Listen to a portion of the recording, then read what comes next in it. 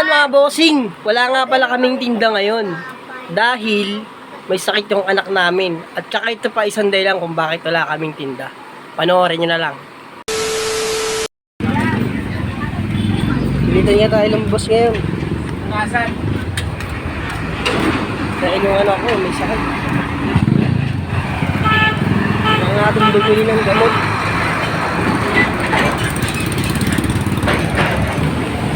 Nakubad pa ako mga tropa.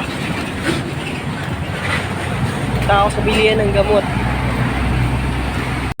Mali iniisip nyo ha, hindi sila yung bibilan natin ng gamot.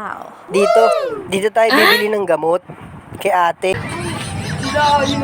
Kabili nga po ng paracetamol dalawa. Yun na nga mga boss. Pagkatapos kong lumapit kay ate, bumili na agad ako ng dalawang paracetamol para may mainom na yung anak ko. Kasi talagang napakataas ang lagnat niya kaya hindi kami nakapagtinda. At dito nga mga boss, pag abot sa akin ni ate, medyo natatawa-tawa pa nga siya dahil sabi ko mali po yung binigay niya sa akin. Sabi ko po syrup. Kaya ayan mga boss, pinalitan niya. Kaya sa'yo ate, shout out sa'yo kung sino ka man. Malaking naitulong mo sa akin. Maraming salamat sa serbisyo mo. At ito na nga mga boss, dyan sa parte na yan, nag-aarap na si ate ng panukli sa atin. At yun na nga mga boss, nakuha na natin yung binili nating gamot. At iuwi ko na to sa bahay. Dahil parang mapainom ko na yung anak kong may lagnat. Tara, samahan niyong maglakad. Dito, malapit na tayo sa bahay. Mga boss, ang gwapo ko talaga mga boss. Wow. Oh, pilingero, mukhang palaka. Ano to nga pala boss, nadaanan ko pa to yung mga kapitbahay namin. Shoutout nga pala sa mga nagbibingo dyan. Stay safe kayo dyan, ingat kayo lagi. Sana wag din kayo magkasakit.